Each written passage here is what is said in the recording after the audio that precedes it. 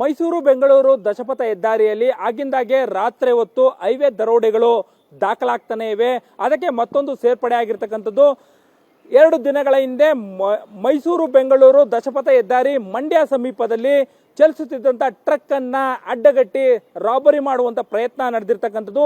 3 ಕಾರ್ಗಳಲ್ಲಿ ಬಂದಂತ 5 ಜನರ ತಂಡ ಏನಿತ್ತು ಅದು ಗಾಳಿಯಲ್ಲಿ ಗುಂಡು ಹಾರಿಸಿ ಆ ಒಂದು ಟ್ರಕ್ ಅನ್ನ ನಿಲ್ಲಿಸುವಂತ ಪ್ರಯತ್ನವನ್ನ ಮಾಡಿದ್ದಾರೆ. ಅದೃಷ್ಟವಶಾತ್ ಟ್ರಕ್ನ ಚಾಲಕ ವೇಗವಾಗಿ ಬಂದ ಕಾರಣದಿಂದಾಗಿ ಆ ಒಂದು ಘಟನೆಯಿಂದ ತಪ್ಪಿಸ್ಕೊಂಡಿದ್ದಾನೆ. ಆ ಒಂದು ಘಟನೆಗೆ ಸಂಬಂಧಪಟ್ಟಂತ ಟ್ರಕ್ನ ಮುಂಭಾಗದಲ್ಲಿ ನಾವಿದ್ದೀವಿ, ನೀವು ಗಮನಿಸಬಹುದು.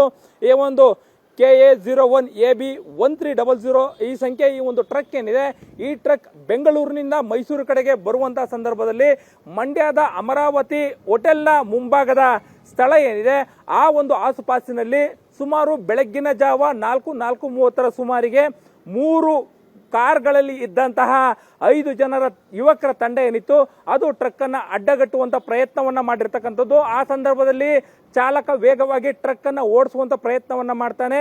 ಆಗ ಆ ಟ್ರಕ್ ಅನ್ನ ಹಿಂಬಾಲಿಸಿ ಬರುವಂತಹ ಕಾರ್ನ ಚಾಲಕರುಗಳೇನಿರ್ತಾರೆ ಗನ್ನನ್ನು ತೋರಿಸಿ ಆತನ್ನ ಬೆದರಿಸುವಂತ ಕೆಲಸವನ್ನ ಮಾಡಿದರೆ. ಈ ಸಂದರ್ಭದಲ್ಲಿ ಗಾಳಿಯಲ್ಲಿ ಗುಂಡನ್ನ ಕೂಡ ಹಾರಿಸಲಾಗಿದೆ.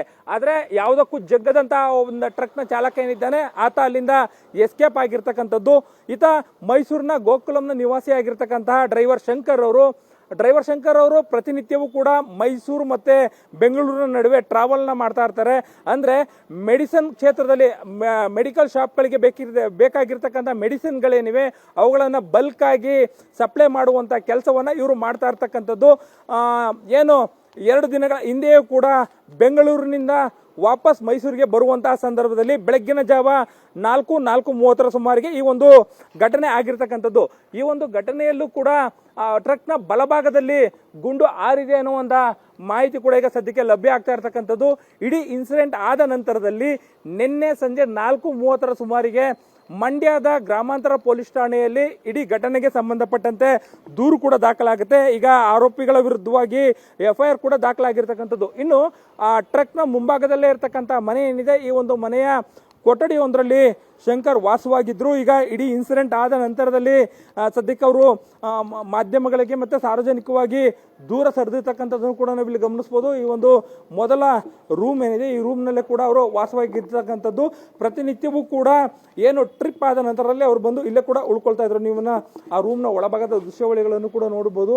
ಆ ಒಂದು ಅವರು ಬೇಸರ ಕಳೀಲಿಕ್ಕೆ ಒಂದು ಟಿವಿಯನ್ನು ಕೂಡ ಇಟ್ಕೊಂಡಿದ್ದಾರೆ. ಆ ಒಂದು ಕಾಟ್ ಇರ್ತಕ್ಕಂಥದ್ದು ಸಿಂಪಲ್ ಆಗಿ. ಈ ಇಡೀ ಇನ್ಸಿಡೆಂಟ್ ಆದ ನಂತರದಲ್ಲಿ ಆತ 1 ದಿನಗಳ ಕಾಲ ದೂರನ್ನು ಕೂಡ ಕೊಡೋದಿಲ್ಲ, ಯಾಕಂದ್ರೆ ಅಷ್ಟು ಭಯದಲ್ಲಿ ಇರ್ತಾನೆ. ಅದಾದ ನಂತರದಲ್ಲಿ ಸಂಜೆ 4:30 ಸುಮಾರಿಗೆ ಮಂಡ್ಯದ SP ಬಳಿಗೆ ಹೋಗಿ ದೂರನ್ನ ಕೊಡುವಂಥದ್ದು. ದೂರನ್ನ ಆಧರಿಸಿ ಈಗ FIR ಕೂಡ ದಾಖಲು ಮಾಡಿದ್ದಾರೆ.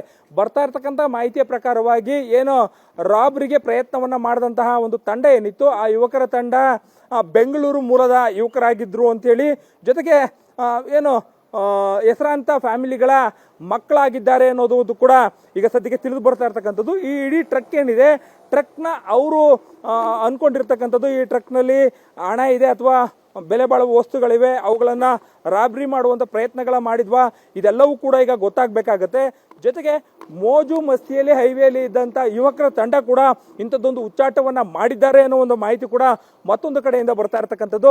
ಆದ್ರೆ ಪೊಲೀಸರು ದಕ್ಷವಾಗಿ ಸಮಗ್ರವಾಗಿ ತನಿಖೆಯನ್ನ ಮಾಡಿದ ನಂತರವಷ್ಟೇ ಕೂಡ ಇಡೀ ಘಟನೆ ಏನಿದೆ ಗಾಳಿಯಲ್ಲಿ ಗುಂಡು ಹಾರಿಸಿರ್ತಕ್ಕಂಥ ಈ ಒಂದು ಸನ್ನಿವೇಶ ಏನಿದೆ ಇದಕ್ಕೆ ಕಾರಣ ಏನು, ನಿಜಕ್ಕೂ ಕೂಡ ಇದು ರಾಬ್ರಿ ನಡೀತಾ ಇತ್ತಾ ಅಥವಾ ಹೈವೇಯಲ್ಲಿ ಮೋಜು ಮಸ್ತಿ ಮಾಡ್ತಾ ಇದ್ದಂತ ಉಚ್ಚಾಟ ಮಾಡ್ತಾ ಇದ್ದಂತ ಯುವಕರು ಇಂಥದ್ದೊಂದು ಘಟನೆಗೆ ಕಾರಣವಾದ್ರ ಎಲ್ಲವೂ ಕೂಡ ತನಿಖೆಯಿಂದ ಬೆಳಕಿಗೆ ಬರಬೇಕಾಗುತ್ತೆ. ಕ್ಯಾಮ್ರಾ ಪರ್ಸನ್ ನವೀನ್ ಜೊತೆ ಮಧು ಎಂ ಚಿನ್ಕುರುಳಿ, ಏಷ್ಯಾನೆಟ್ ಸುವರ್ಣ ನ್ಯೂಸ್, ಮೈಸೂರು.